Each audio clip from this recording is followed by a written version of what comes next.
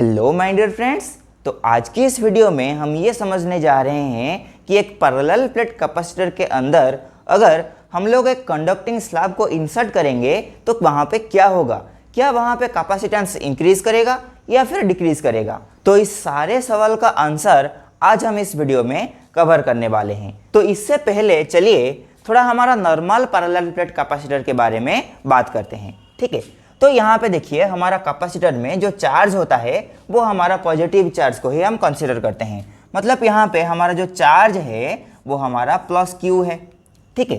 तो यहाँ पे हमारा कैपेसिटेंस कितना है, कैपेसिटेंस का फॉर्मूला आपको पता होगा, वो होता है हमारा एप्सिलॉन नॉट डी डिवाइडेड बटे ए। और डी क्या है, डी है इन दोनों प्लेट्स की अंदर में जो डिस्टेंस है वही, ठीक है। और ए क्या है, ए है इस दोनों प्लेट्स का हमारा एरिया, ठीक है। तो ये हो गया हमारा कैपेसिटेंस। तो यहाँ पे क्या करेंगे, कैपेसिटेंस को निकालेंगे और देखेंगे क्या कैपेसिटेंस इंक्रीज हुआ है या फिर डिक्रीज हुआ है, ठीक है। तो इसे अभी साइड में करते हैं। तो यहाँ पे हमने दो पैरेलल प्लेट्स के अंदर एक कंडक्टिंग मटेरियल को इंसर्ट कर दिया है। तो यहाँ पे आप इसे मैचेस से कंपेयर कर सकते हैं, मतलब मैच बॉक्स से कंपेयर कर सकते हैं। मैच बॉक्स का जो ट्रे होता है वो हो गया हमारा ये कंडक्टिंग स्लैब, और मैच बॉक्स जो है वो है हमारा पैरेलल प्लेट कैपेसिटर। तो मान लीजिए हमारा पहले जो थिकनेस था वो था डी, और अभी हमने जो कंडक्टिंग मटेरियल को इसमें इंसर्ट किया है उसका थिकनेस मान लीजिए हो गया है टी। तो पहले क्या होता था, पहले पॉजिटिव से नेगेटिव की ओर हमारा एक इलेक्ट्रिक फील्ड होता था, ठीक है। और ये इलेक्ट्रिक फील्ड जो होता था उसका वैल्यू क्या था, वो इलेक्ट्रिक फील्ड का वैल्यू था हमारा sigma divided by epsilon not. हमने इसे पढ़ा हुआ है। तो यहाँ पे क्या होगा, यहाँ पे भी इलेक्ट्रिक फील्ड होगा, लेकिन यहाँ पे रखा हुआ है एक कंडक्टिंग मटेरियल। तो यहाँ पे क्या होगा, ये जो मटेरियल है वो पोलराइज्ड हो जाएगा, जिसकी वजह से इस हिस्से में हमारा किसी भी तरह का इलेक्ट्रिक फील्ड नहीं होगा। मतलब जो इलेक्ट्रिक फील्ड होगा वो हमारा इस रीजन में होगा, फिर हमारा इस रीजन में होगा, ठीक है। तो यहाँ पे दोनों तरफ हमारा इलेक्ट्रिक फील्ड होगा। मतलब जहाँ पे यह कंडक्टिंग स्लैब रखा हुआ है वहाँ पे किसी भी तरह का फील्ड जनरेट नहीं होगा। बस यहाँ पे जो टी को छोड़ के सिर्फ डी माइनस टी रीजन में ही इलेक्ट्रिक फील्ड प्रोड्यूस होगा। तो यहाँ पे हमारा कंडक्टर के अंदर इलेक्ट्रिक फील्ड क्यों जनरेट नहीं होगा, क्यों, क्योंकि इस पॉजिटिव चार्ज की वजह से, मतलब इस इलेक्ट्रिक फील्ड के इन्फ्लुएंस में इस साइड हमारा जनरेट होने लगेगा नेगेटिव चार्ज और उस तरफ हमारा जमा होने लगेगा पॉजिटिव चार्ज। तो फिर क्या होगा, इस कंडक्टर के अंदर एक और इलेक्ट्रिक फील्ड जनरेट होगा और वो हमारा बराबर होगा यहाँ पे जो एक्सटर्नल इलेक्ट्रिक फील्ड जा रहा है उसके बराबर। तो यहाँ पे ये दोनों electric field opposite to each other है और इन दोनों का मैग्नीट्यूड भी बराबर है, इसलिए ये दोनों कैंसिल आउट हो जाएंगे और हमारा कंडक्टर के अंदर किसी भी तरह का इलेक्ट्रिक फील्ड जनरेट नहीं होगा। तो यहाँ पे हमारा चार्ज तो बराबर है, मतलब पहले जो प्लस क्यू चार्ज था इस कैपेसिटर में अभी भी वही चार्ज है।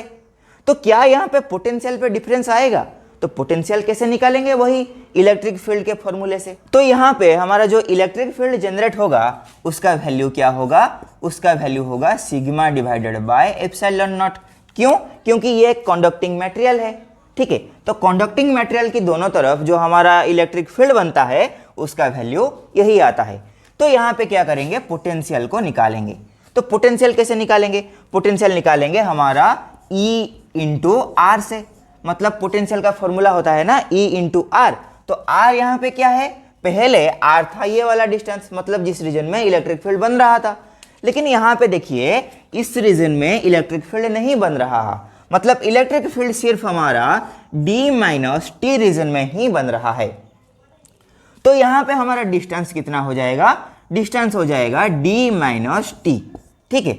तो यहाँ पे हमारा फाइनली पोटेंशियल कितना आ गया, पोटेंशियल आ गया सिग्मा बटे epsilon not into D minus T, ठीक है। तो अभी क्या करेंगे, अभी इसका कैपेसिटेंस को निकालेंगे। तो कैपेसिटेंस का फॉर्मूला क्या होता है, कैपेसिटेंस का फॉर्मूला होता है total charge divided by total potential.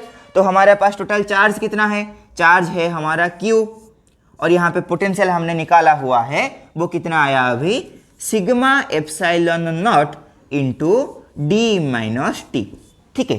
तो यहाँ पे क्या करेंगे, यहाँ पे जो हमारा Q है वो हमारा इस सरफेस में बटा हुआ है, मतलब यूनिफॉर्मली बटा हुआ है। अगर हमारा सरफेस चार्ज डेंसिटी सिग्मा हुआ तो वो हमारा चार्ज कितना हो जाएगा, सिग्मा इंटू ए। ठीक है, तो यहाँ पे अगर इसे पुट करेंगे तो चार्ज का वैल्यू आ जाएगा हमारा सिग्मा इंटू ए। तो यहाँ पे सिग्मा सिग्मा हो जाएगा कैंसिल और यहाँ पे एप्सिलॉन नॉट आ जाएगा ऊपर। तो यहाँ पे हमारा कैपेसिटेंस का वैल्यू आ जाएगा epsilon not a divided by D minus T. तो पहले हमारा कैपेसिटेंस इतना था, तो अभी हमारा कैपेसिटेंस इतना आया। तो यहाँ पे देखिए, पहले केस में मतलब जहाँ पे कंडक्टिंग मटेरियल नहीं था, वहाँ पे हमारा पोटेंशियल था कितना, sigma divided by epsilon not into D. लेकिन यहाँ पे हमारा डी माइनस टी हुआ है, मतलब यहाँ पे ये जो पोटेंशियल है वो डिक्रीज किया है और हमारा चार्ज जो था वो बिल्कुल वैसा का वैसा ही है, मतलब चार्ज में डिफरेंस नहीं आया है और हमारा पोटेंशियल जो है वो घट गया है। इसका मतलब ये हुआ कि कैपेसिटेंस यहाँ पे बढ़ गया है, मतलब यहाँ पे कैपेसिटेंस का इंक्रीमेंट हुआ है। तो अभी के लिए बस इतना ही। तो नेक्स्ट वीडियो में हम क्या करेंगे, यहाँ पे जो कंडक्टिंग स्लैब है इसे हटा के हम एक डाई इलेक्ट्रिक स्लैब रखेंगे। तो वहां पे देखेंगे कि क्या होगा, कि हमारा कैपेसिटेंस वहां पे बढ़ेगा या फिर कैपेसिटेंस घटेगा। तो बने रहिए, तब तक मिलते हैं हमारा नेक्स्ट वीडियो में।